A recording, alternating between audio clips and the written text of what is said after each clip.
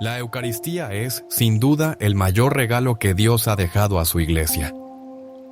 No es símbolo, no es recuerdo, es presencia viva. Es el mismo Cristo, verdadero Dios y verdadero hombre, que se entrega a nosotros bajo las humildes apariencias del pan y del vino. Y sin embargo, ¿cuántos católicos la reciben distraídos, con el alma adormecida, con el corazón frío? San Juan María Vianney decía que si comprendiéramos lo que sucede en cada misa, moriríamos de amor. Y es que la Eucaristía no es solo un acto religioso. Es el momento en que el cielo toca la tierra. Es Cristo renovando su sacrificio, dándose por nosotros, uniéndose íntimamente a cada alma que lo recibe con fe. Pero aquí está el misterio doloroso. Aunque Jesús se entrega por completo, no todos están preparados para acogerlo de verdad. Muchos lo reciben con indiferencia, sin preparación, como si fuera un gesto rutinario más. Y así la gracia pasa de largo, no porque Dios no quiera actuar, sino porque no encuentra un corazón dispuesto. El Papa León XIV, en una de sus reflexiones más conmovedoras, afirmó: «La Eucaristía transforma, pero no impone. A Cristo se le recibe con amor o se le deja pasar sin fruto». Y añadió: «Muchos comulgan, pero pocos se dejan abrazar por el fuego del altar». ¿Y cuál es la diferencia entre comulgar de forma rutinaria o hacerlo con profundidad espiritual? Muchas veces está en la preparación interior, en lo que el alma dice antes de extender la mano o abrir la boca. Porque el acto exterior de comulgar puede ser el mismo, pero el fruto interior depende de cómo llegamos al encuentro. La Iglesia nos invita siempre a acercarnos con el corazón limpio, con reverencia, con hambre de Dios. Pero también con palabras que disponen, que preparan, que abren el alma. Y es aquí donde entra el misterio que el Papa León XIV quiere revelarnos. Dos palabras aparentemente simples, pero que cuando se dicen de verdad, cambian la forma de recibir a Cristo. Antes de revelarlas, es necesario comprender lo que realmente sucede en el momento de la comunión. No se trata solo de recibir una hostia consagrada. Se trata de una unión mística, de unirse al corazón traspasado de Jesús, de permitir que su vida entre en la nuestra, que su luz ilumine nuestras sombras, que su sangre lave nuestras heridas. ¿Y cómo puede un corazón tan limitado recibir a un Dios tan grande? Con humildad, con amor y con disposición interior. Las dos palabras que el Papa León XIV nos invita a decir antes de comulgar nacen de esta actitud profunda, que abre el alma como un cáliz sediento. Pero antes de revelarlas, necesitamos ver con más claridad qué impide que tantos católicos vivan la Eucaristía con plenitud. Y si una historia de los primeros cristianos te mostrara el poder real de estas palabras, lo que sucedió en la vida de una mujer mártir cambiará tu forma de ver la comunión. Te lo cuento a continuación. En los primeros siglos del cristianismo, recibir la Eucaristía no era algo que se hacía sin pensar. No había templos grandes, ni misas cómodas, ni comuniones automáticas. Recibir el cuerpo de Cristo era un acto de riesgo, de fe viva y de amor ardiente. Para muchos era cuestión de vida o muerte, literalmente. En los archivos de los mártires se encuentra una historia poco conocida, pero profundamente luminosa. Se trata de Santa Serapia, una joven cristiana que vivió en Roma durante el siglo II. Era esclava de una mujer noble, pero libre en el alma. Había entregado su vida a Cristo y vivía para servir a los demás, con una devoción que conmovía incluso a los paganos. Un día fue descubierta participando en una celebración eucarística en secreto. Era un delito grave.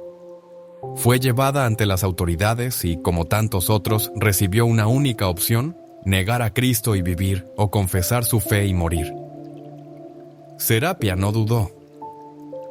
Su amor por la Eucaristía era mayor que su temor a la muerte. Fue condenada a tortura. Y allí, en medio del sufrimiento, sus carceleros notaron algo extraño. La joven no gemía, no maldecía, solo murmuraba algo una y otra vez. Un soldado, intrigado, se acercó y preguntó qué decía. Ella, con una paz que no venía de este mundo, respondió: «Gracias, Señor». Eran esas dos palabras, simples y eternas: «Gracias, Señor». Había aprendido a decirlas antes de cada comunión. Era su oración secreta, su manera de vaciarse de sí misma para llenarse de Cristo. Y ahora, ante la muerte, no decía otra cosa, porque para ella, morir por amor a Jesús era también una forma de comulgar. Según testigos de la época, en sus últimos momentos, cuando ya apenas podía hablar, movía los labios con dificultad. Pero seguía diciendo lo mismo: «Gracias, Señor». Y entregó su alma como había vivido, en acción de gracias. ¿Puedes imaginar lo que significa eso? Una mujer joven, sin familia, sin poder, sin libertad humana, pero libre en su alma, fuerte en su fe, unida a Cristo por esas dos palabras. Pero ¿qué nos enseña realmente esta historia? ¿Qué conexión tiene con tu propia vida hoy? Hay una respuesta poderosa, y la descubrirás en el próximo capítulo. Prepárate para mirar la Eucaristía con ojos nuevos. ¿Te has detenido alguna vez a pensar qué significa decir gracias ante el Dios vivo? Para muchos es apenas una palabra educada, un reflejo automático. Pero en la boca de Santa Serapia y en la de todo aquel que ama profundamente la Eucaristía, esas dos palabras se convierten en un acto de entrega total, de confianza plena, de adoración silenciosa. Gracias, Señor. Es una confesión, es una rendición. Es una oración que reconoce que todo lo que soy y todo lo que tengo viene de Él. La palabra Eucaristía en sí ya significa eso, acción de gracias. En griego, Eucaristía es el corazón del culto cristiano, porque expresa la actitud del alma que reconoce con humildad que ha sido amada primero, que ha recibido más de lo que jamás podría merecer. Santa Serapia no dijo esas palabras por hábito. Las dijo porque comprendía que, aunque estaba por perder su vida terrena, ya lo tenía todo en Cristo. Ella había comulgado con el mismo Jesús, y por eso podía morir en paz. Decir gracias no era resignación, era victoria. Era la proclamación silenciosa de que ni el dolor ni la muerte podían separarla de aquel que la amaba. Y aquí está el punto crucial para nosotros. ¿Con qué disposición nos acercamos nosotros a la Eucaristía? ¿Con qué palabras preparamos el alma antes de ese momento sagrado? ¿Decimos gracias de verdad o solo por costumbre? El Papa León XIV escribió en una de sus cartas pastorales: «Quien no sabe dar gracias antes de comulgar, corre el riesgo de recibir sin darse». Cuenta lo que más necesita porque el alma ingrata cierra la puerta a la gracia. Palabras fuertes pero verdaderas. Porque la gratitud es mucho más que una emoción, es una actitud espiritual. Una puerta que se abre. Una lámpara encendida. Es como decirle a Dios: yo sé que no soy digno, pero me acerco con el corazón abierto. Y cuando un alma dice de verdad gracias, Señor, antes de comulgar, algo se rompe dentro. El orgullo, la distracción, el egoísmo. Y algo más profundo se despierta. La fe, el amor, la disponibilidad para ser transformado, quizás por eso tantos santos. Antes de recibir a Jesús en la comunión, murmuraban esa misma frase. San Francisco de Asís, Santa Teresa de Jesús, San Pío de Pietrelcina. Todos repetían, con los ojos cerrados y el alma temblando: gracias, Señor. No como quien termina una oración, sino como quien abre las puertas del alma para un milagro. ¿Y tú? ¿Cuándo fue la última vez que dijiste eso con todo tu ser? Pero, ¿cómo podemos llevar esta gratitud a nuestra vida diaria, especialmente cuando todo parece oscuro? La respuesta no está lejos. De hecho, está más cerca de lo que imaginas. Y eso lo veremos ahora. Hay días en que el alma simplemente no tiene fuerzas. Días en que agradecer parece imposible. Cuando llegan los diagnósticos duros. cuando el trabajo se torna insoportable, cuando un hijo se aleja, cuando las lágrimas visitan la almohada en silencio. ¿Cómo decir gracias, Señor, con sinceridad? Y sin embargo, es justamente en esos momentos que la gratitud se torna más poderosa. Porque cuando todo va bien, es fácil agradecer. Pero cuando la vida duele, decir cada gracias, Señor, es un acto de fe heroico, casi como el de la santa terapia ante el martirio. Es como decir, Señor, no entiendo, pero confío. No veo salida, pero me abandono. No tengo fuerzas, pero me rindo a ti. Hay una fuerza sobrenatural que se desata cuando el alma herida agradece. No como quien finge que todo está bien, pero como quien escoge reconocer la presencia de Dios. Cuando el cielo parece cerrado. ¿Y sabes algo más? Jesús no busca almas perfectas. Busca almas sinceras. Almas que se acercan a la Eucaristía. No porque todo esté en orden, sino precisamente porque necesitan ser restauradas. Y ahí es donde las dos palabras tienen más poder. Gracias, Señor. No por lo que siento, sino por lo que eres. No porque lo comprenda todo, sino porque sé que no me has soltado. No porque el camino sea fácil, sino porque confío en que tú me acompañas incluso cuando tropiezo. ¿Cuántas personas comulgan cada domingo sin recordar por qué lo hacen? ¿Cuántas almas se acercan con el corazón frío, vacío, distraído? Pero cuando alguien llega, aún con las manos vacías, y dice gracias, oh Señor, con el alma quebrada, el cielo se conmueve. Y esa acción de gracias, esa rendición silenciosa, transforma la comunión en un encuentro real, un momento de consuelo. Una medicina invisible que fortalece, sana y poco a poco devuelve la paz. El Papa León XIV ha dicho en una de sus homilías: cuando la Eucaristía se recibe con gratitud profunda, el alma empieza a ver la vida con ojos nuevos. La fe ya no es un deber, se convierte en refugio. Y tal vez tú necesitas eso hoy. Un refugio, un lugar donde puedas ser tú mismo. Un silencio que no te juzga, sino que te abraza. Y todo eso comienza con dos palabras. Pero, ¿qué dice exactamente la Iglesia sobre esta actitud? ¿Es simplemente devoción personal? ¿O hay una enseñanza más profunda detrás? En el próximo capítulo, lo revelaremos. La Santa Iglesia Católica, con su sabiduría milenaria, no deja al azar los gestos del corazón. Cuando se trata de la Eucaristía, el acto más consagrado al que un alma puede acercarse, cada disposición interior tiene un peso eterno. Y sobre la gratitud, la Iglesia es clara. No se trata de un simple sentimiento bonito, sino de una actitud esencial. El Catecismo nos lo dice con fuerza en el número 1381. Para responder a esta invitación, hay que prepararse a este momento tan grande y santo. San Pablo exhorta a un examen de conciencia. Quien coma el pan o beba el cáliz del Señor indignamente, será reo del cuerpo y de la sangre del Señor. Pinacomar 11:27. ¿Y cuál es una de las formas más profundas de preparación? La gratitud. Porque el alma que agradece reconoce su pequeñez.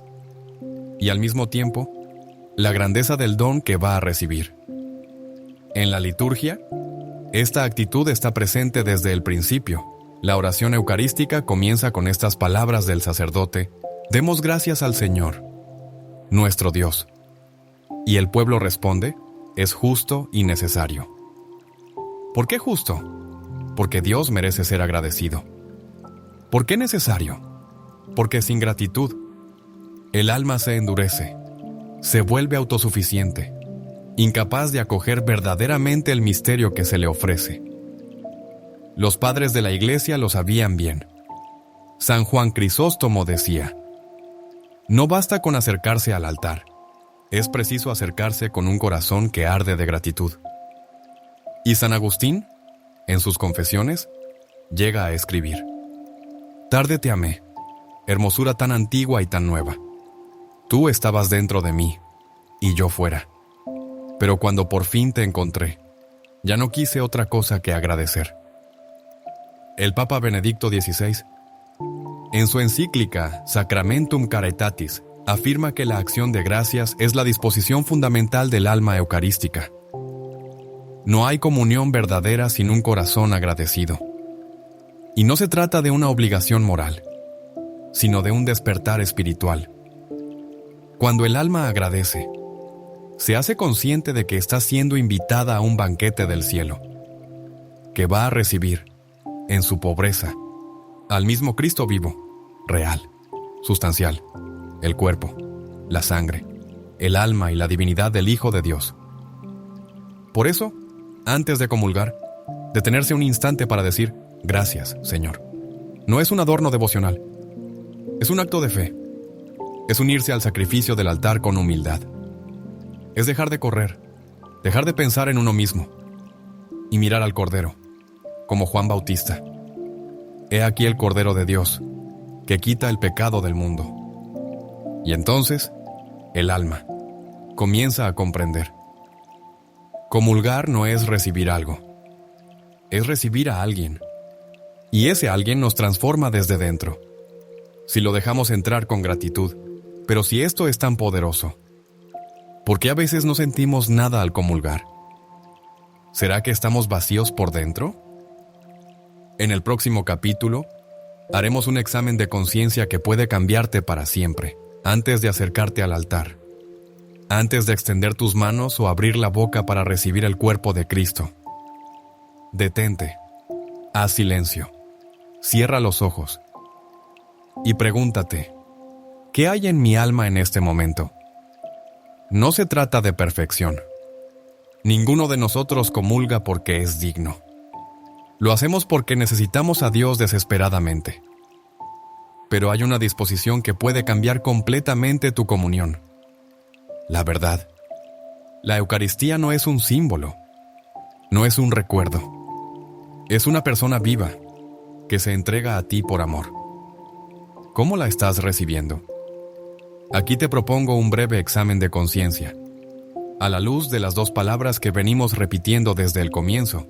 Gracias, Señor. Hazlo ahora, en silencio interior, mientras escuchas estas preguntas. ¿Cuándo fue la última vez que me acerqué a la comunión? ¿Con verdadero asombro como si fuera la primera vez? ¿Recuerdo que estoy recibiendo al mismo Jesús que murió por mí en la cruz? ¿He dado gracias o me he acostumbrado a recibirlo sin pensar por rutina? ¿Me he confesado recientemente? ¿O vengo con heridas abiertas, sin haberlas entregado al perdón de Dios? ¿Mi corazón está en paz o lleno de rencores, orgullos, distracciones? ¿Qué le diría a Jesús si pudiera verlo cara a cara antes de comulgar? ¿Le pediría algo o sabría agradecer? Este no es un examen para juzgarte. Es un espejo, porque el alma agradecida no es la que no tiene pecados, sino la que se reconoce pequeña y levanta los ojos al cielo. Como el publicano en el templo, que no se atrevía ni a levantar la cabeza y que salió justificado. La gratitud antes de la Eucaristía purifica la mirada del alma. Nos permite reconocer que no estamos allí por mérito propio, sino porque fuimos invitados a un banquete inmerecido. ¿Y sabes lo más bello? Cuando tú te acercas con gratitud, incluso si vienes roto, confundido, con poco que ofrecer, Jesús se alegra. Él no espera que traigas obras grandiosas, sino un corazón sincero. Gracias, Señor. Dicho con humildad, abre las puertas del alma al milagro. Y ese milagro puede ser invisible a los ojos, pero fecundo en el espíritu. No te acerques a comulgar como si nada ocurriera. No permitas que la rutina apague el fuego del amor. Haz de cada comunión un acto nuevo, único, profundo. Y si no sabes qué decirle a Jesús antes de recibirlo, basta con esto. Señor, no soy digno de que entres en mi casa, pero una palabra tuya bastará para sanarme. Gracias, Señor. Pero, Si tantas veces fallamos, si no sentimos nada, ¿todavía hay esperanza? ¿Todavía Dios puede actuar? La respuesta te llenará de consuelo.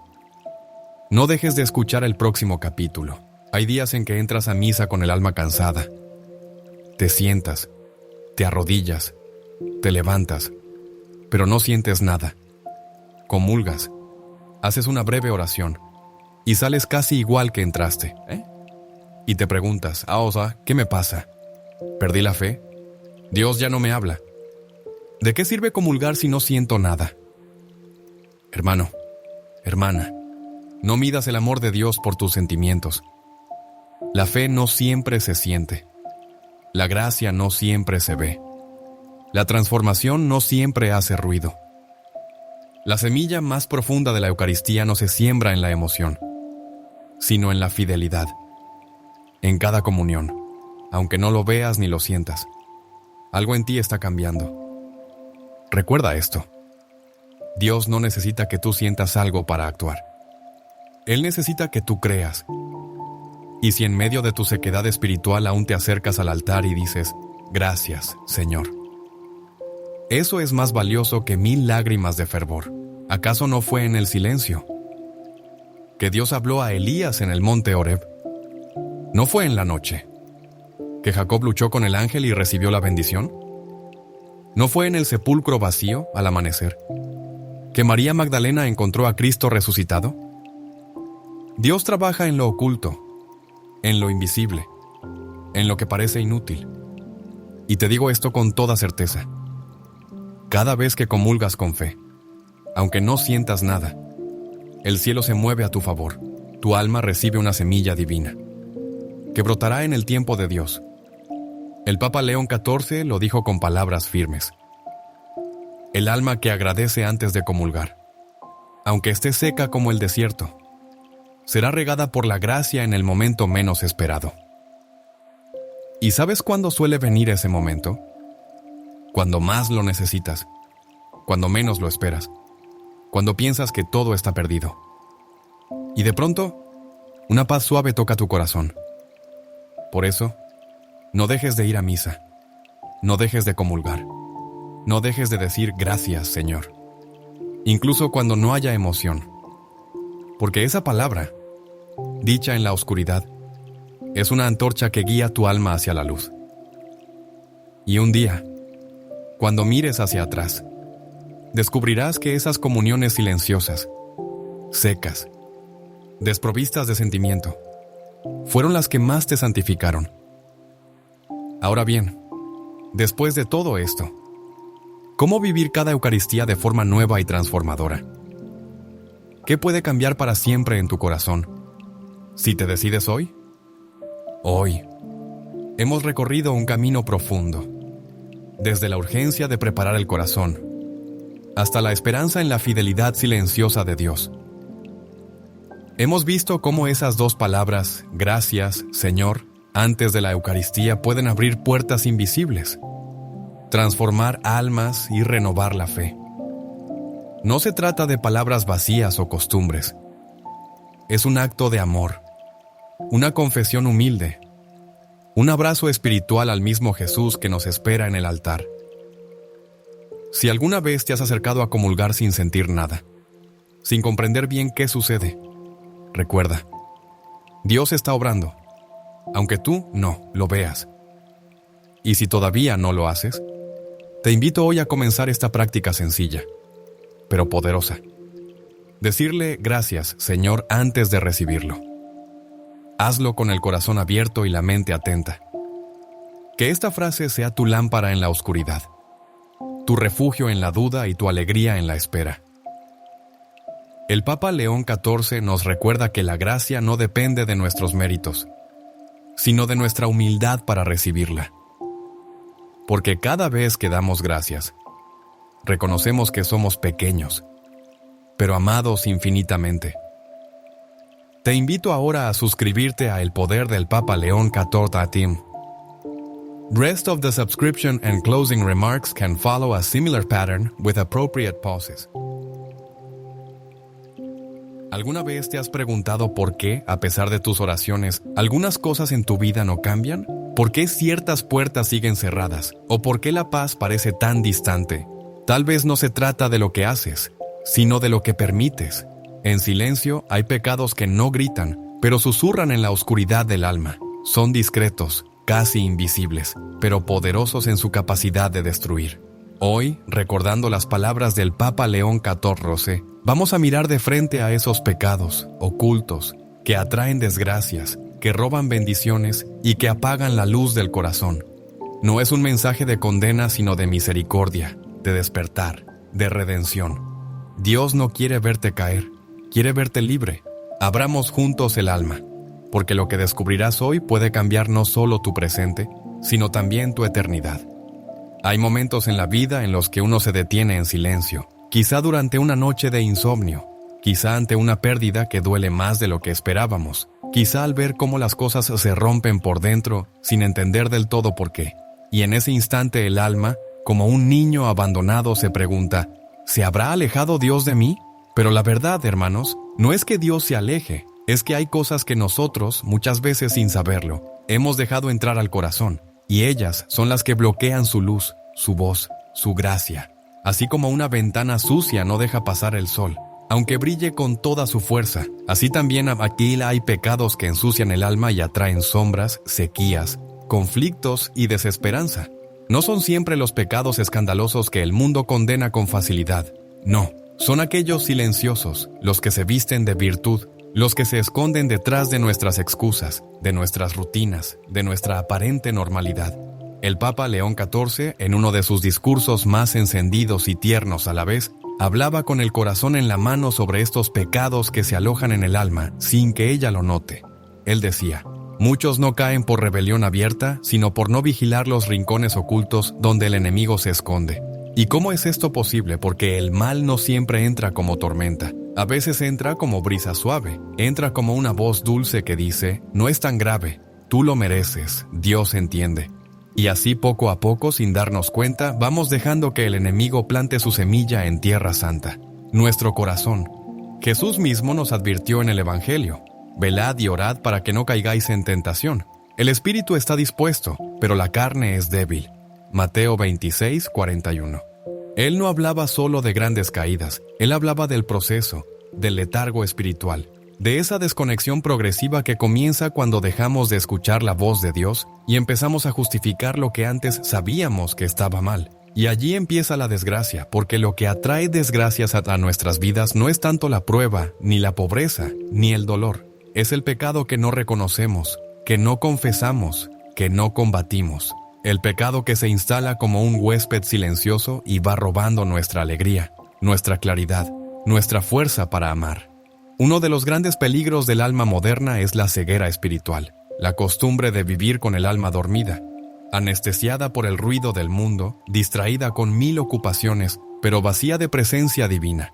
Y esa ceguera no es casual, es el resultado de pequeños acuerdos que hacemos con el pecado, acuerdos sutiles, promesas que rompemos sin pensar, silencios que dejamos crecer donde deberíamos haber clamado, indiferencias que toleramos en nombre de la prudencia.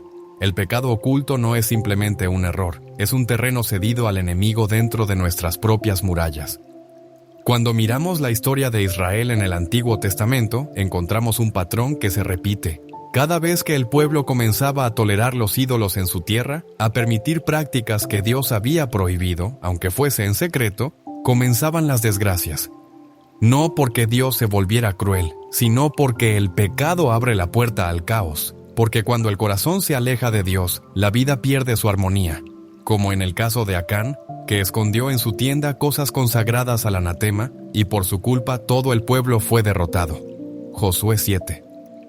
El pecado oculto no afecta solo a quien lo comete. Es una grieta por donde se cuela el dolor a nuestra casa, a nuestros hijos, a nuestra paz.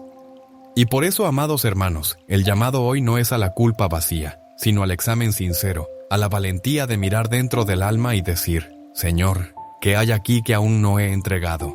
No basta con no hacer el mal visible. El gran llamado del Evangelio es a la pureza de corazón, a la transparencia del alma, a vivir de tal manera que no haya rincones oscuros donde el enemigo pueda susurrar sin ser descubierto. La buena noticia es que Dios no nos revela nuestros pecados para humillarnos, sino para sanarnos. Él no nos confronta para destruirnos, sino para rescatarnos del abismo que no vemos. El corazón de Cristo arde de amor por ti. Él no soporta verte atado, atrapado, sin claridad. Por eso te llama hoy, con ternura y firmeza. Como llamó a Lázaro desde la tumba, sal fuera. Sal de la negación, sal de la costumbre, sal de la tibieza, sal del silencio. Y vuelve al abrazo de un Dios que quiere restaurarlo todo. Pero para eso es necesario el primer paso, reconocer, como el hijo pródigo que no fue abrazado hasta que dijo, he pecado contra el cielo y contra ti. Lucas 15:21. No porque Dios no lo amara antes, sino porque el amor solo puede sanar donde hay verdad. Y la verdad nace cuando uno deja de esconderse, cuando uno se arrodilla y dice, Señor, muéstrame lo que yo no veo. El mundo moderno nos ha enseñado a minimizar el pecado, a maquillarlo, a justificarlo. Pero el alma no se nutre de excusas, se nutre de verdad. Y la verdad, aunque duela, libera. Hoy, en este primer paso de nuestra reflexión, abramos el alma sin miedo, no para condenarnos, sino para despertar. Porque cuando el alma despierta, empieza a respirar el cielo. Cuando el alma despierta, la gracia comienza a fluir como un río. Cuando el alma despierta, las desgracias pierden poder. Y así comienza el camino, con un corazón que escucha, con un alma que se deja iluminar, con una conciencia que decide volver al primer amor. Porque donde hay verdad, Dios habita. Y donde Dios habita, ninguna oscuridad permanece. Cuando comenzamos a permitir que la luz de Dios revele las sombras en nuestro interior, algo en nosotros empieza a estremecerse. Ya no se trata solo de saber que algo está mal, sino de sentir cómo esa presencia extraña ha estado erosionando nuestra comunión con el cielo, a veces durante años. Entre los pecados más silenciosos, pero también más destructivos, se encuentra uno que ha engañado a multitudes desde el inicio de los tiempos. El orgullo. No el orgullo evidente y vanidoso que todos reconocen, sino ese que se disfraza de virtud, ese que se esconde detrás de la autosuficiencia, de la falsa humildad, de la resistencia a dejar que Dios tenga la última palabra. El orgullo tiene 1000 rostros y todos ellos son seductores. Nos hace pensar que podemos solos, que no necesitamos consejo, que sabemos mejor que los demás. A veces lo confundimos con fuerza interior, con dignidad, con seguridad. Pero en lo profundo es una voz que susurra, no necesitas a nadie, ni siquiera a Dios. Y en ese instante el alma se separa de la vid como una rama que decide vivir sin el árbol. Y ya sabemos lo que dijo el Señor, separados de mí nada podéis hacer. Juan 15:5. Nada, ni construir un hogar duradero, ni encontrar paz, ni vencer nuestras heridas. Nada. Recordemos que fue el orgullo el primer pecado, el que hizo caer a Lucifer desde lo más alto del cielo. Subiré al cielo en lo alto junto a las estrellas de Dios. Levantaré mi trono. Seré semejante al Altísimo. Isaías 14:13. Así pensó aquel ángel que un día brilló más que todos, pero cuando quiso ocupar el lugar de Dios, cayó en la más profunda oscuridad. El orgullo no es solo una actitud, es una rebelión del corazón. Y cuando esa rebelión se oculta bajo apariencias nobles, se vuelve aún más peligrosa. ¿Cuántas veces decimos yo no molesto a nadie, yo hago las cosas bien? Pero por dentro rechazamos la corrección, despreciamos la oración, evitamos el silencio donde Dios podría hablarnos. Y todo eso, hermanos, es orgullo, un orgullo que bloquea el fluir de la gracia, porque Dios resiste a los soberbios, pero da gracia a los humildes. Santiago 4:6.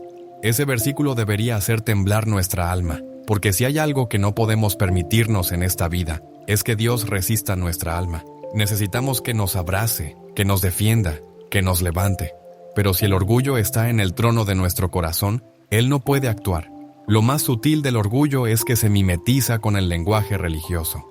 ¿Cuántas veces lo vemos en quienes dicen servir a Dios, pero no pueden aceptar una corrección? ¿Cuántas veces aparece en la forma en que miramos a otros por encima del hombro, creyendo que nuestra fe es más pura, que nuestra doctrina es más correcta, que nuestras obras nos hacen mejores? Jesús fue duro con este tipo de orgullo. A los fariseos les dijo: sepulcros blanqueados que por fuera parecen hermosos, pero por dentro están llenos de huesos y de toda inmundicia. Mateo 23:28. No porque los odiara, sino porque los amaba demasiado, como para dejar que siguieran engañándose.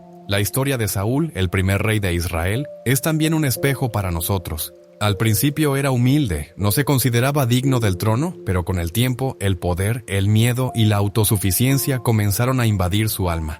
Cuando el profeta Samuel lo confrontó por su desobediencia, en lugar de arrepentirse, intentó justificarse. Dijo: «Temí al pueblo y obedecí su voz».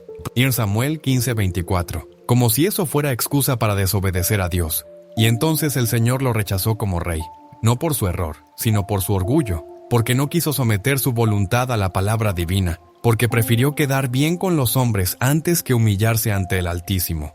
¿Cuántas veces hacemos lo mismo? Sabemos lo que Dios quiere, pero elegimos lo que nos parece más conveniente. Y luego, cuando las cosas se complican, le preguntamos por qué permitió nuestra desgracia. Pero la verdad, hermanos, es que muchas de nuestras desgracias no son castigos, sino consecuencias de decisiones hechas desde el orgullo. Porque cuando el hombre pone su razón por encima de la voluntad de Dios, está sembrando vientos, y más tarde recogerá tempestades. Y sin embargo, incluso en eso, Dios no nos abandona. ¡Qué grande es su misericordia! Él sigue llamando, sigue esperando, sigue tocando a la puerta del corazón. Él no exige perfección, exige humildad. Y la humildad no es pensar mal de uno mismo, es dejar que Dios sea quien guíe, quien hable, quien decida. Es reconocer que todo don viene de Él, y que sin Él, hasta nuestros mejores logros se vuelven vanos. La humildad es el antídoto del orgullo, y no nace de un acto heroico, sino de una decisión diaria. Orar, aunque no sintamos ganas. Pedir consejo, aunque creamos saber. Pedir perdón, aunque nos cueste. Servir, aunque no seamos reconocidos. Jesús lo dijo con claridad: «Aprended de mí, que soy manso y humilde de corazón». Mateo 11:29. Él, siendo Dios, se despojó de todo para hacerse siervo. Lavó los pies de sus discípulos, tocó a los leprosos, se dejó crucificar sin defenderse. ¿Y nosotros? ¿Qué excusa tenemos para no seguir ese ejemplo? Hoy, al mirar dentro de nosotros, hagamos esta pregunta con honestidad. ¿En qué áreas de mi vida me he vuelto orgulloso? ¿Dónde estoy resistiendo la voz de Dios? ¿Qué actitudes mías impiden que su gracia fluya? No respondamos rápido, meditemos, escuchemos. Porque cuando el alma reconoce su necesidad, el cielo se abre. Porque cuando uno se humilla, Dios lo exalta. No para engrandecerlo a los ojos del mundo, sino para restaurarlo a su verdadero lugar, en el corazón de su Padre Celestial. Que esta verdad nos guíe, que nos permita entrar en esa zona sagrada donde el alma se rinde. Porque ahí comienza la libertad. Porque cuando el orgullo cae, el reino de Dios empieza a reinar en lo más profundo de nuestro ser. Cuando el alma empieza a despojarse del orgullo, como quien se quita un manto pesado que la cubría sin darse cuenta, comienza también a descubrir otras sombras más profundas, más silenciosas, más difíciles de aceptar. Y entre todas ellas, una de las que más envenenan el corazón sin hacer ruido es la envidia. No la envidia ruidosa que a veces se expresa con palabras directas o gestos evidentes, sino esa envidia camuflada, que se disfraza de comparación, de tristeza inexplicable, de juicio encubierto, de una insatisfacción permanente que nunca encuentra paz. Esa envidia, hermanos, es una raíz amarga que puede habitar incluso en almas devotas, en personas que oran, que comulgan, que sirven, pero que internamente no han sanado la mirada con la que observan a los demás. La envidia es más que un deseo de tener lo que el otro tiene, es el dolor oculto por el bien del otro. Es cuando el éxito ajeno se convierte en un espejo que no le queremos mirar. Es cuando la bendición del prójimo nos parece injusta. Es cuando el alma se resiente al ver prosperar a quien considera menos merecedor. Y este veneno silencioso no solo entristece el alma, sino que si no se sana, puede llevar a acciones que destruyen. Porque la envidia no se queda quieta, busca salir, busca expresarse, busca dañar. Es una chispa que, si no se apaga a tiempo, enciende fuegos que consumen relaciones, comunidades, familias enteras. Caín y Abel. Desde el principio, la Escritura nos muestra cómo este pecado fue capaz de generar la primera muerte entre los hombres.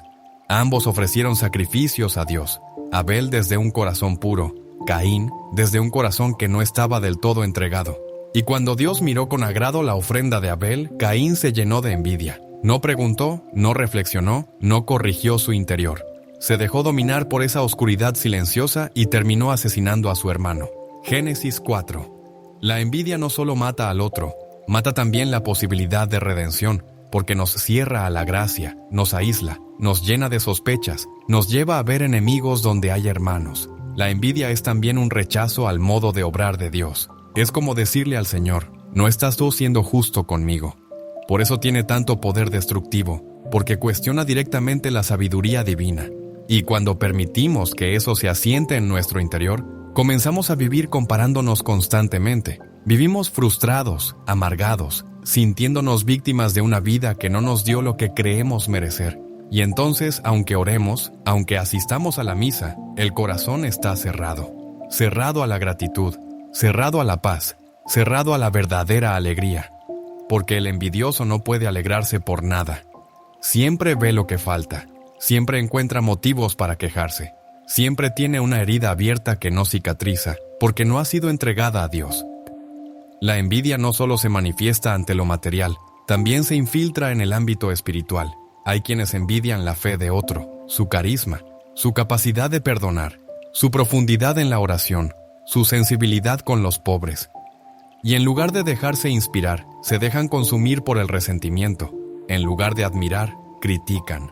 Najempur, lugar de acercarse, se alejan, y así pierden oportunidades de crecer, de aprender, de recibir. ¿Cuántos dones de Dios hemos rechazado por no soportar que vinieran en manos de otro? Jesús también enfrentó la envidia de los fariseos y escribas. Ellos no soportaban verlo sanar, enseñar con autoridad, tocar a los impuros, hablar con las mujeres, perdonar a los pecadores. No soportaban que el pueblo lo siguiera. Y esa envidia, disfrazada de celo religioso, terminó crucificándolo, porque sabían que por envidia lo habían entregado. Mateo 27:18. ¡Qué palabras tan duras! ¡Qué revelación tan dolorosa! La envidia no solo nos lleva al odio, nos puede llevar a rechazar al mismo Dios cuando no viene como esperábamos. Y por eso es tan necesario que abramos hoy el alma a esta verdad, porque quizás nunca lo hemos dicho en voz alta. Quizás nunca hemos admitido que en nuestro corazón hay espacios oscuros donde la envidia ha echado raíces. Pero si no lo reconocemos, seguirá dañándonos, seguirá robándonos el gozo, seguirá interrumpiendo nuestra comunión con Dios. Porque no se puede orar verdaderamente cuando el corazón está dividido entre la alabanza y la comparación. No se puede servir con libertad cuando se lleva encima el peso de los celos. No se puede amar con sinceridad cuando se teme que el otro brille más que uno. Pero Dios no quiere que vivamos así. Él quiere sanar ese lugar del alma donde la envidia se esconde. Él quiere devolvernos la capacidad de alegrarnos por los demás, de bendecir lo que no entendemos, de agradecer incluso lo que no tenemos. Solo la gratitud puede curar la envidia. Solo la confianza en la providencia puede apagar ese fuego.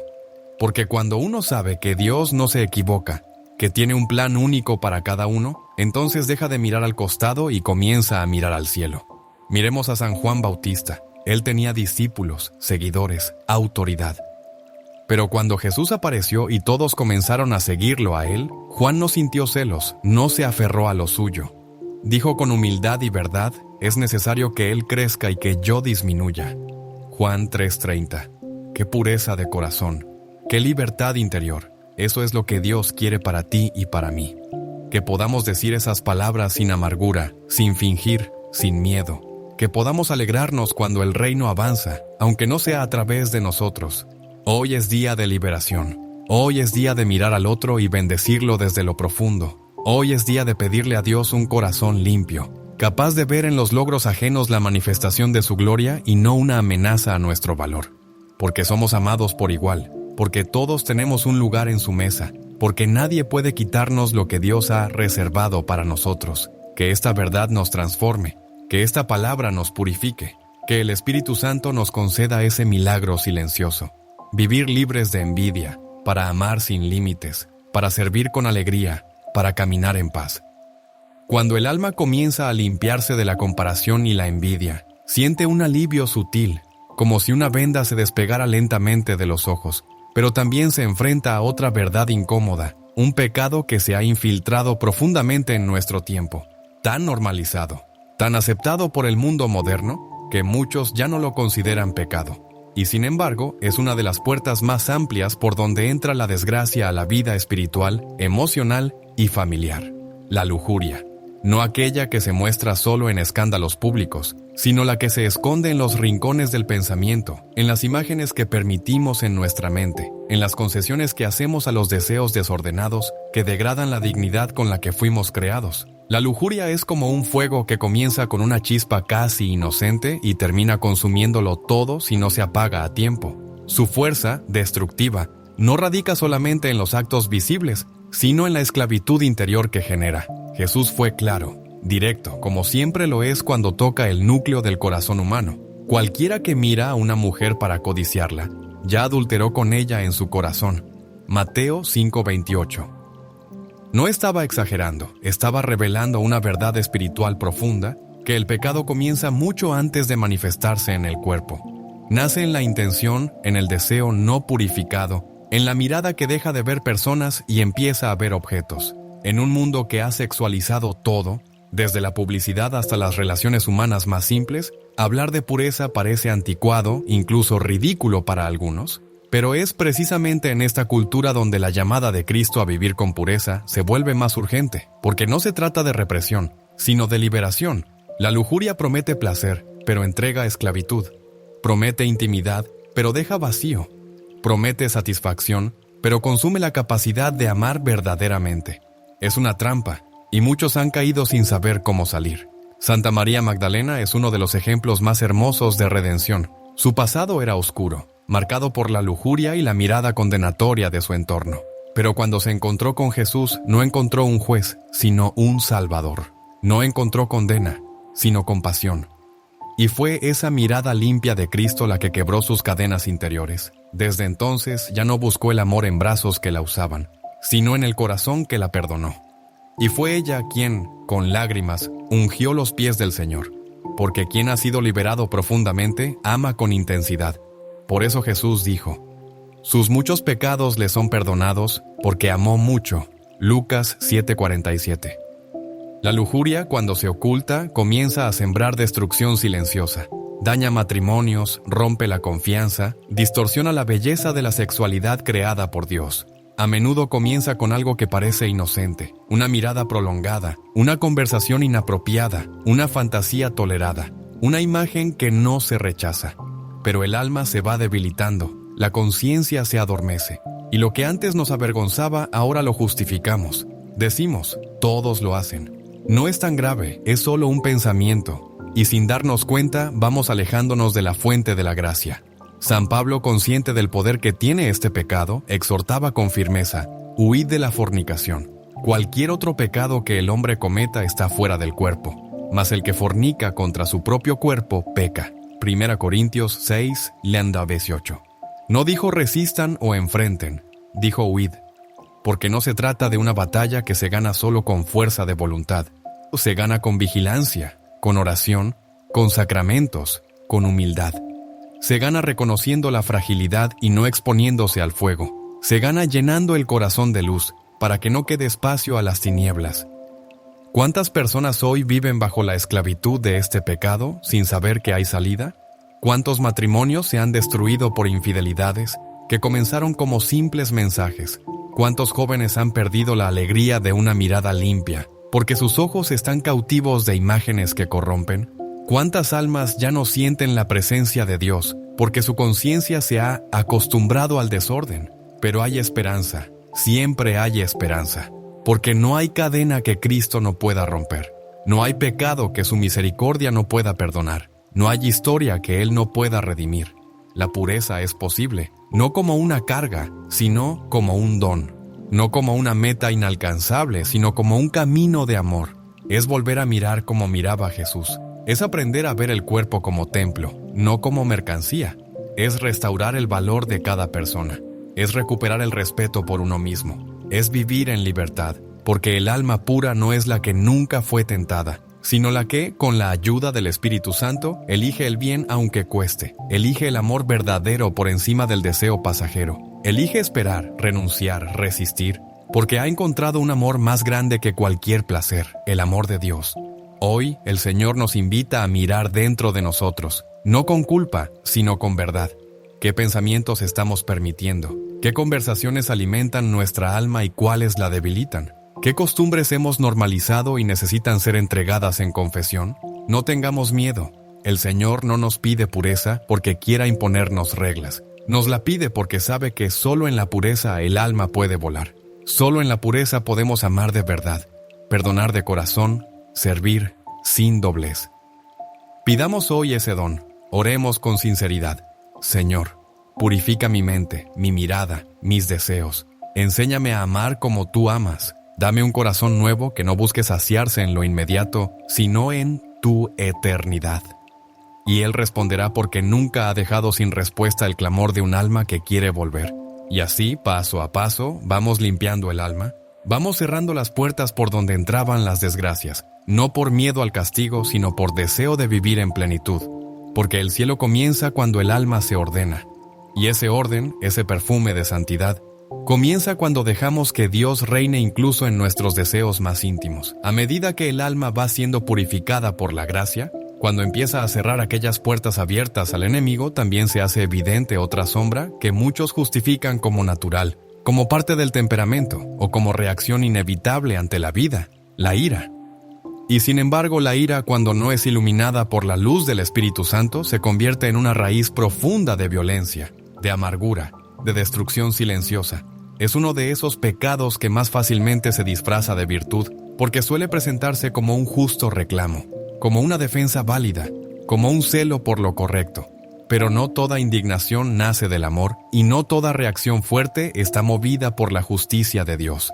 La ira, cuando no es contenida, desfigura el rostro del alma.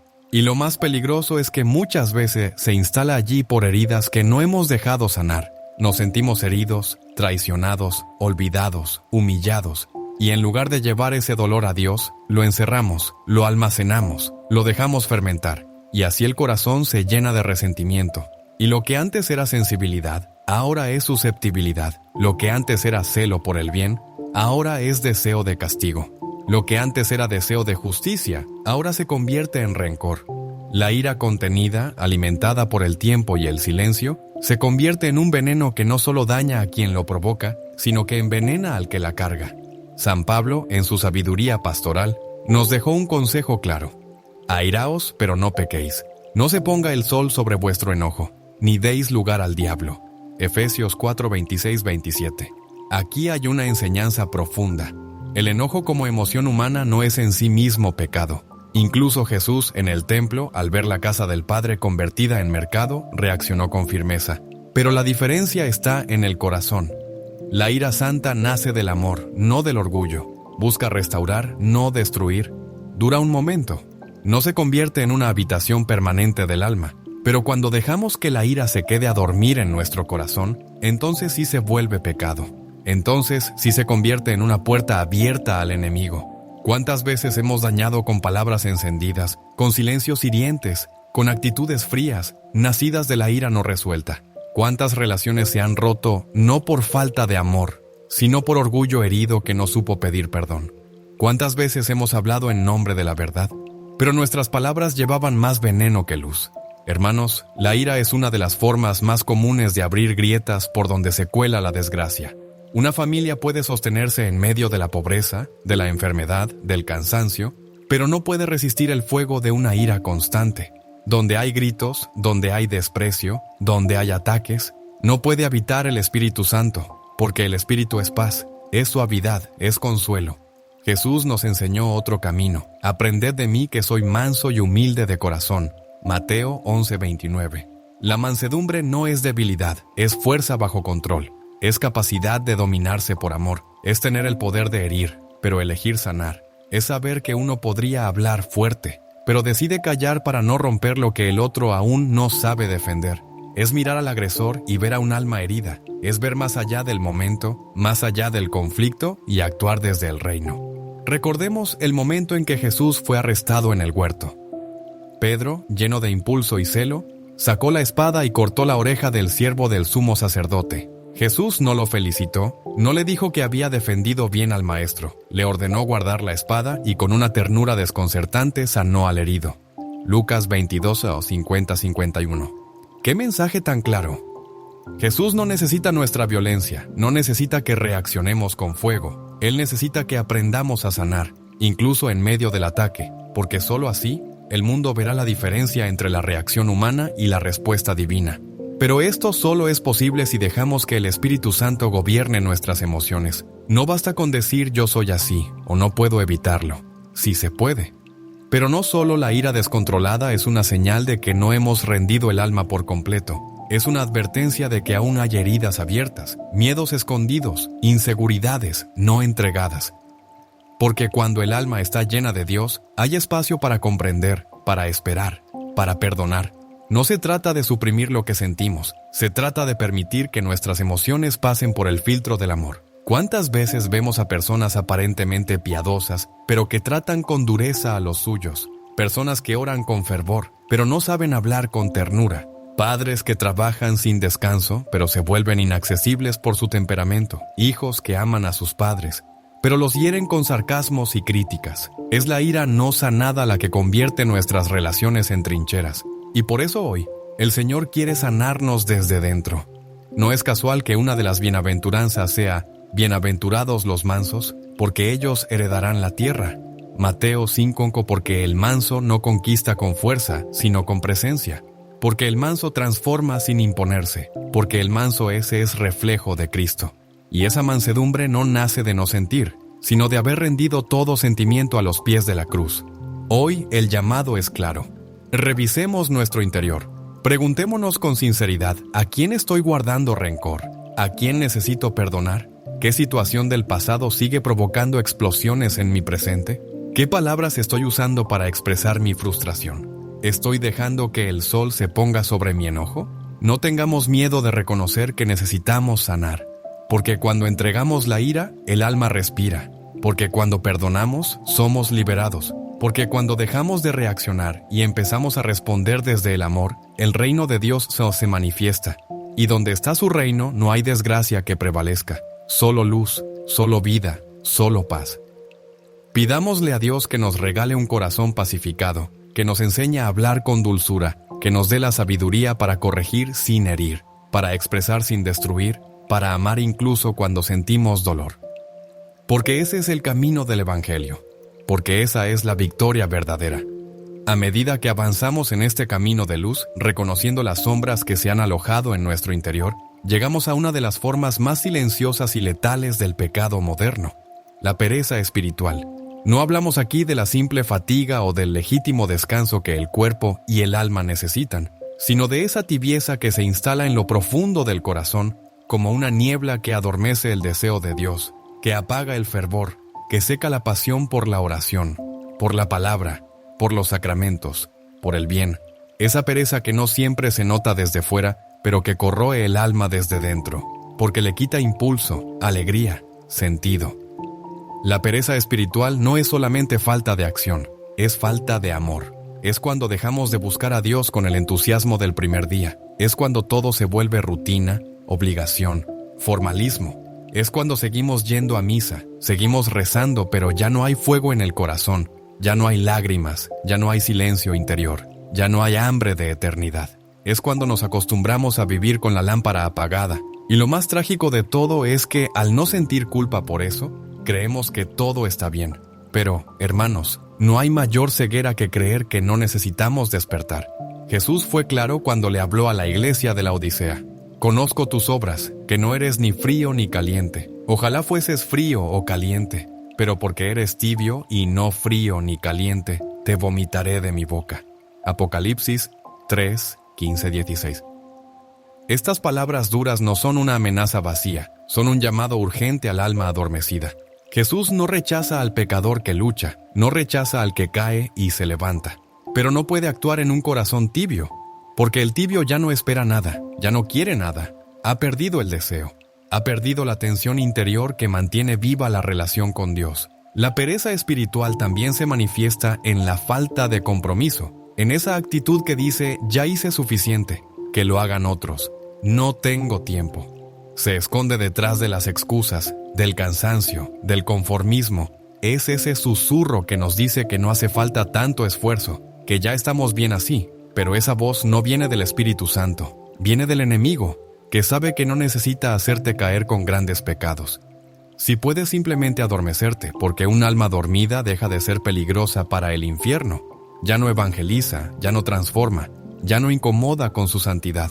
Recordemos la parábola de las 10 vírgenes. Todas estaban esperando al esposo. Todas tenían lámparas. Pero solo 5 llevaron aceite suficiente. Las otras, en su descuido, en su indiferencia, dejaron que se agotara la llama.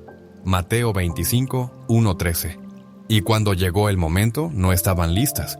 ¿Cuántos hoy vivimos con lámparas vacías? ¿Cuántos estamos tan ocupados, tan distraídos, que no percibimos que nuestra fe ya no arde, que nuestra alma ya no canta, que nuestros pasos ya no buscan el rostro de Dios? La pereza espiritual puede disfrazarse incluso de prudencia. Decimos que no queremos ser fanáticos, que hay que vivir con equilibrio, pero no confundamos el equilibrio con la mediocridad. No confundamos la calma con la tibieza. El alma que ama a Dios nunca se conforma. Siempre desea más, no por ambición, sino por sed. San Agustín lo expresó con una belleza inmortal. Nos hiciste, Señor, para ti, y nuestro corazón está inquieto hasta que descanse en ti. Esa inquietud santa es el antídoto contra la pereza. Esa llama interior que no nos deja instalarnos en una vida cómoda, segura, superficial. Y sin embargo, no se trata de hacer más cosas. No es cuestión de multiplicar actividades religiosas, sino de encender el corazón, de volver a orar con profundidad, de meditar la palabra como si fuera la primera vez, de vivir los sacramentos con hambre, con sed, con conciencia de que allí se juega nuestra salvación. Es volver a servir, no por obligación, sino por amor. Volver a hablar de Dios con pasión, como quien ha encontrado un tesoro. Porque eso es lo que nos salva del letargo, el amor que renueva todas las cosas. San Pablo nos exhorta, no seáis perezosos en lo que requiere diligencia, fervientes en espíritu, sirviendo al Señor. Romanos 12:11. Y ese fervor no viene de la emoción, sino de la decisión. Es una gracia que hay que pedir cada día, es una llama que hay que cuidar, como el sacerdote que debía mantener encendido el fuego del altar sin dejar que se apagara nunca. Levítico 6:12-13. Así también el corazón del cristiano debe ser un altar encendido, aunque todo alrededor esté frío, aunque el mundo no entienda, aunque el cansancio se haga sentir, porque sólo así la luz del reino brilla en medio de las tinieblas. Y si hoy te reconoces cansado, apagado, distraído, no te desesperes, no estás solo. Todos en algún momento hemos caído en esta pereza espiritual, pero lo importante es no quedarse allí, es clamar, es decir, Señor, despiértame. Señor. Como los discípulos en la barca que gritaban, Maestro, no te importa que perezcamos. Según Marcos 4:38. Y Jesús, aún en medio de la tormenta, se levantó y calmó los vientos. Él también puede calmar nuestra tibieza. Él también puede soplar sobre nuestra alma el aliento de vida. Pide hoy esa gracia. No te conformes con una fe mediocre. No vivas como si tu alma no fuera eterna. No digas, mañana cambiaré, cuando tenga más tiempo. Hoy es el día. Hoy es el momento de volver a arder. Hoy es el momento de tomar aceite nuevo para tu lámpara, porque el esposo viene y no sabemos la hora, no sabemos cuándo. Llegará el día en que nuestra alma será llamada a rendir cuentas, que no nos encuentre dormidos, que no nos encuentre indiferentes, que nos encuentre amando.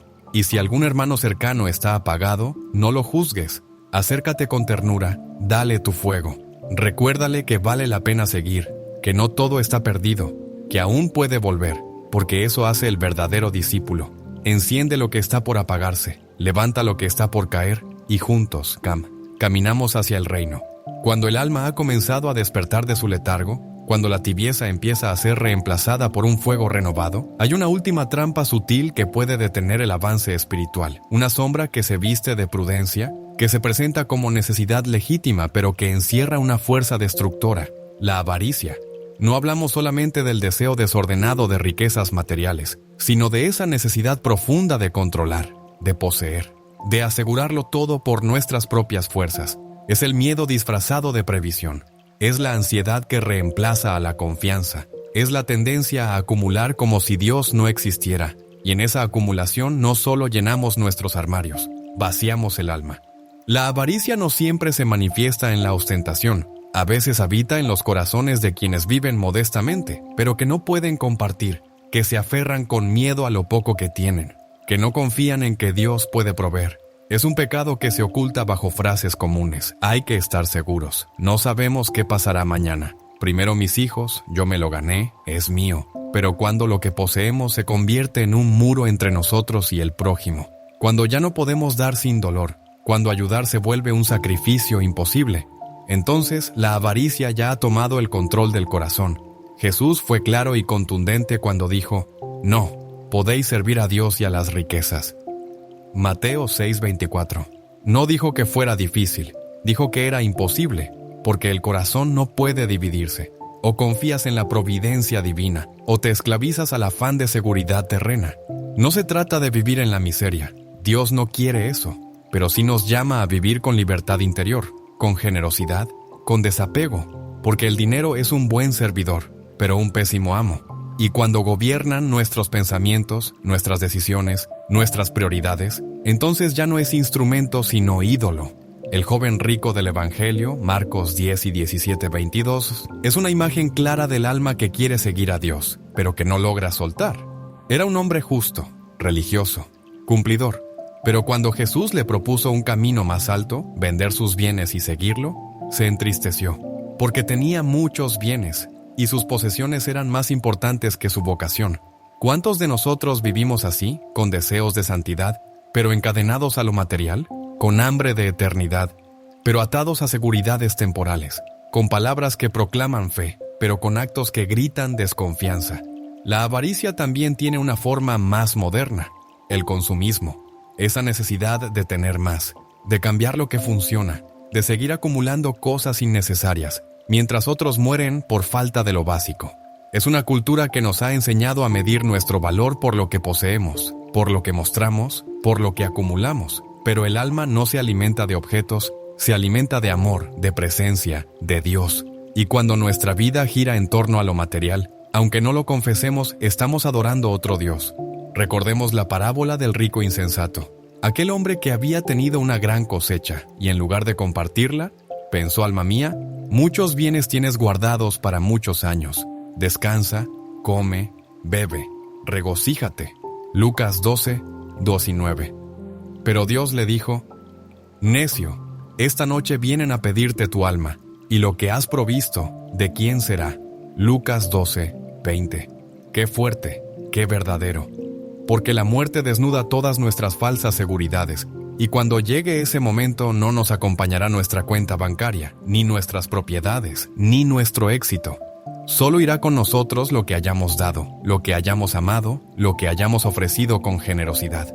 La avaricia también destruye desde adentro, nos vuelve calculadores, desconfiados, egoístas, mata la compasión, endurece el corazón, nos impide ver al hermano como una oportunidad de servir y nos hace verlo como una amenaza, como una carga.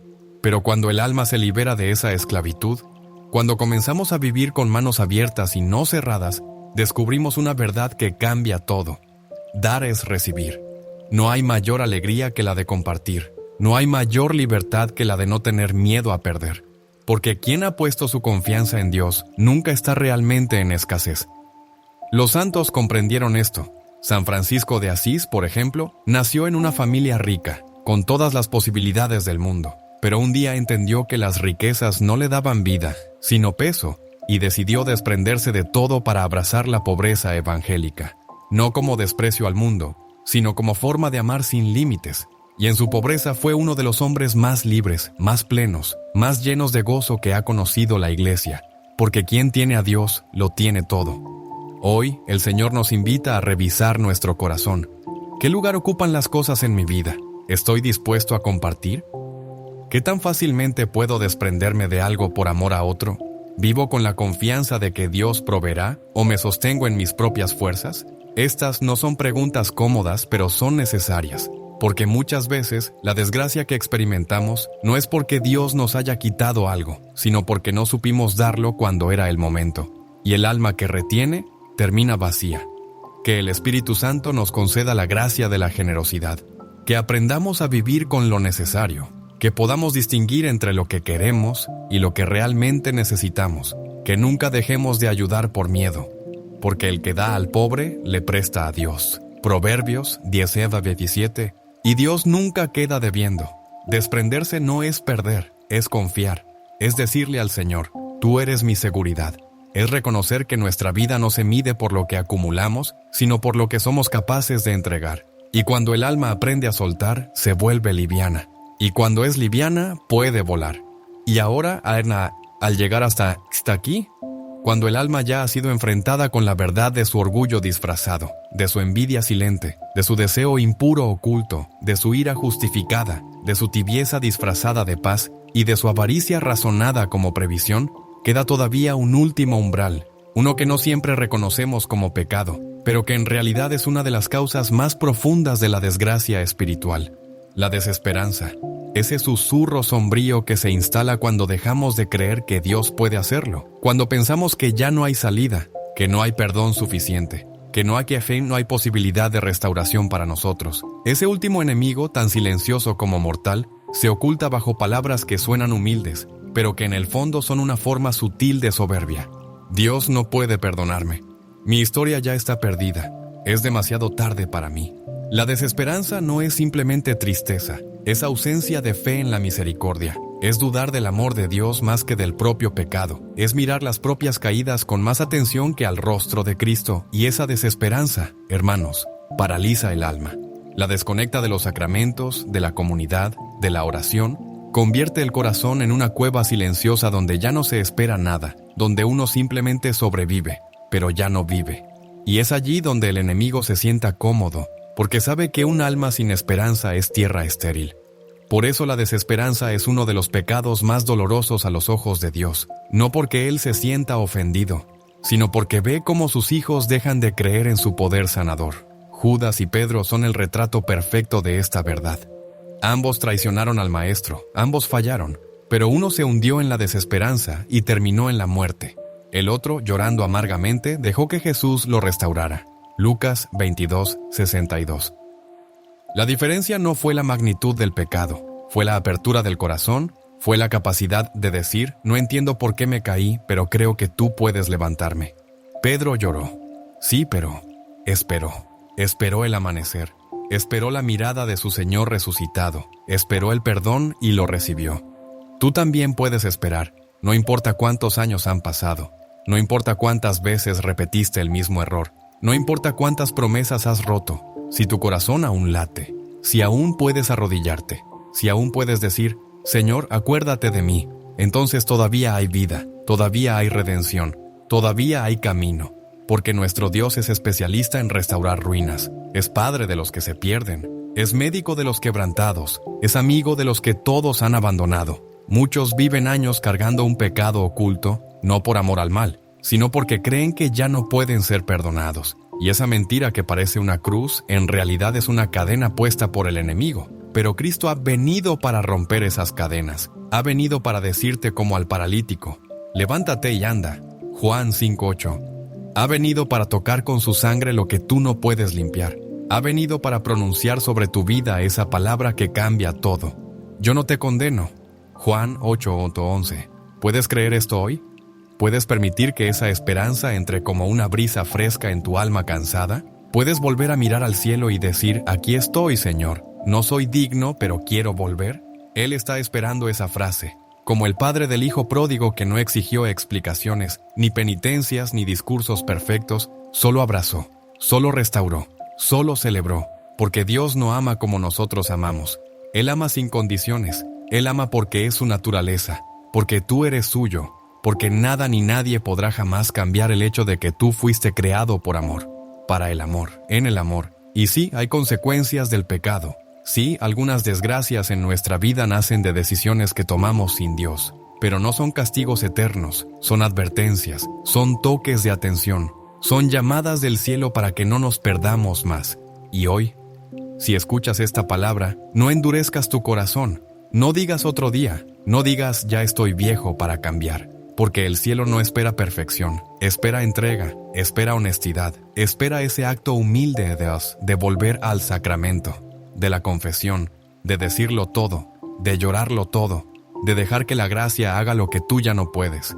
Cristo no vino por los sanos, vino por los enfermos, no vino por los justos, vino por los pecadores, no vino por los fuertes, vino por los quebrantados. Y si tú eres uno de ellos, entonces este mensaje es para ti. Este es tu momento, este es tu llamado, esta es la hora de la misericordia. No vivas más bajo la sombra de tus errores. No arrastres más esa cruz hecha de vergüenza y de culpa.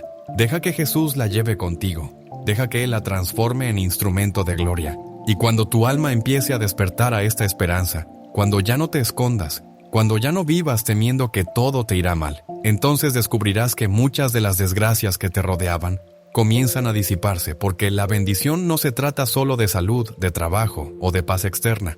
La mayor bendición es vivir en gracia, es acostarse cada noche sabiendo que, pase lo que pase, tú estás en los brazos del Padre. Es enfrentar cada problema con la certeza de que no estás solo. Es saber que incluso en medio de la tormenta hay un Cristo que duerme en tu barca y que cuando lo despiertes con tu clamor, calmará el viento y el mar. Por eso hoy te invito a elegir, a dejar atrás lo oculto, lo encubierto, lo no confesado, a cerrar las puertas por donde las sombras han entrado, a romper con todo aquello que te aleja de tu Dios, a hacer un acto de valentía espiritual, porque el reino de Dios no es para los tibios, ni para los que viven en la oscuridad, es para los que se levantan, para los que claman, para los que creen. No tengas miedo, el Señor está aquí, en este momento, tocando tu alma, conociéndolo todo, de ti, viendo incluso lo que tú no ves, y aún así amándote, llamándote, sosteniéndote. Recíbelo, deja que te renueve, vive de nuevo, que la paz de Cristo, que supera todo entendimiento, inunde tu corazón, y lo mantenga firme hasta el último día, y que María, Madre de Misericordia, te cubra con su manto y te conduzca siempre hacia el rostro amado de su Hijo.